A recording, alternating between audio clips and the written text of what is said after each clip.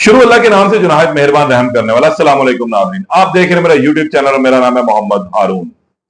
सबसे पहले मादरत के साथ उन तमाम मर्दों के जिनके दिलों पर अब शायद ठेस पहुंचे मेरे इन अल्फाज से कि जब किसी कमजोर मर्द के पास दलील खत्म हो जाती है तो फिर वो औरत के ऊपर हाथ उठाता है और अपनी बहादुरी जो है वो साबित करने की कोशिश करता है, उस पर अपना रोब और दबदबा डालने की कोशिश करता है।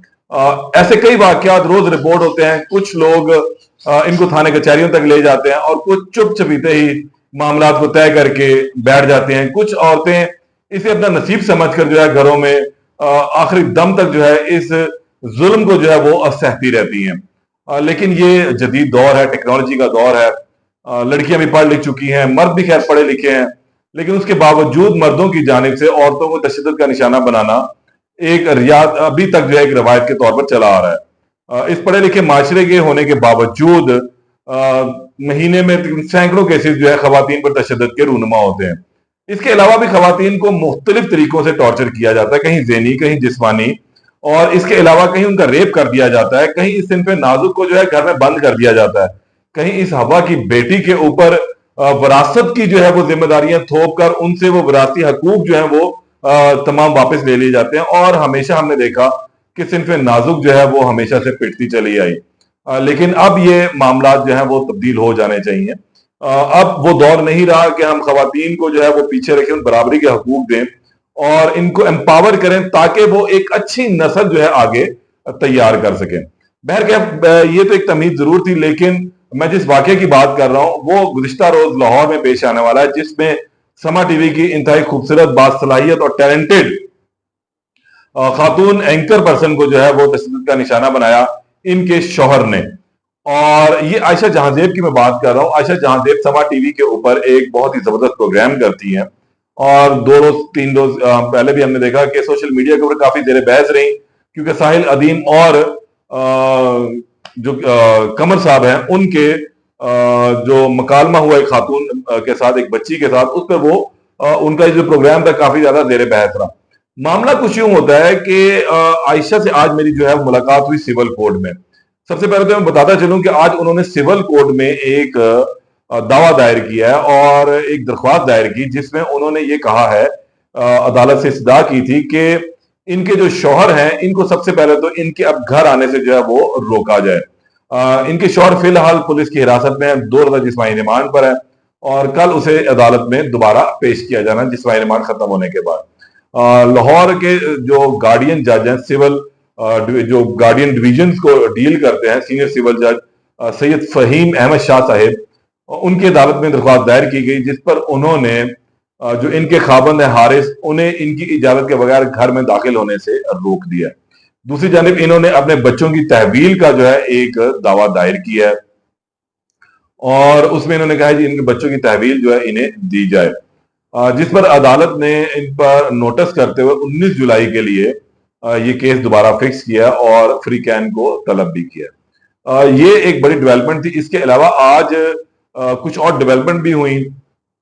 आयशा जहांजेब का जो है वो कल केस सामने रिपोर्ट हुआ था, जिसमें इनकी जो तस्वीर सामने, वो देख के जो दिल रोआ और वो देख के हैरानगी हुई कि क्या कोई शख्स इतना जालिम भी हो सकता है।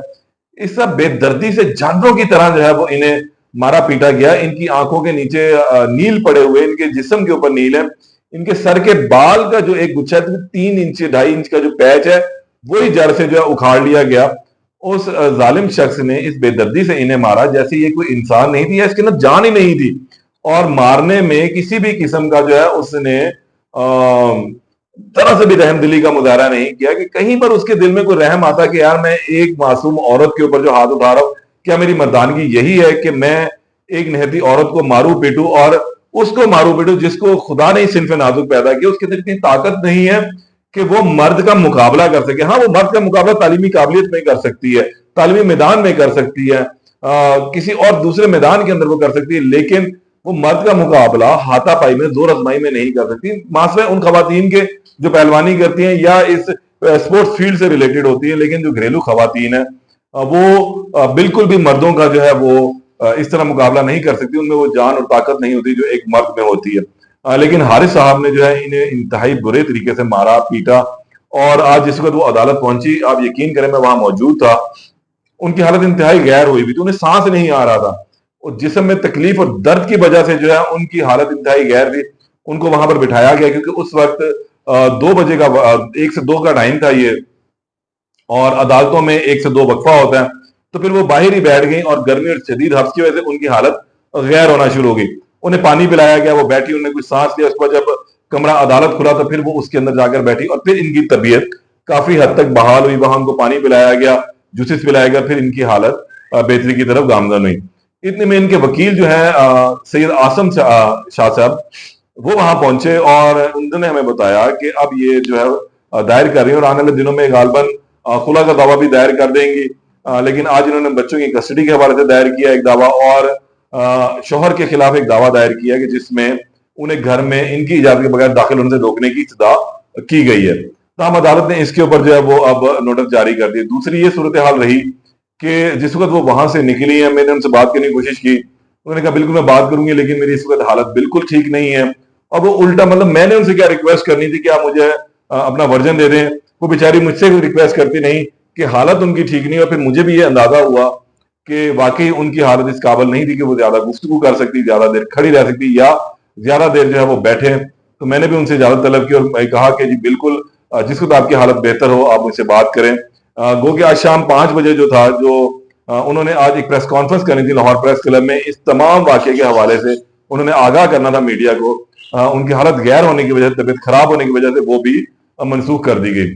अब सूरत हाल यह है कि इनके जो शौहर हैं, इन्होंने इंतहाई बेदर्दी से बेईमाना तरीके से जो है इन्हें मारा था कि इनकी आंखों के नीचे जो हल्के पड़े हुए हैं वो ब्लू हो रहे हैं, इनके जिस्म के ऊपर तमाम निशानात हैं।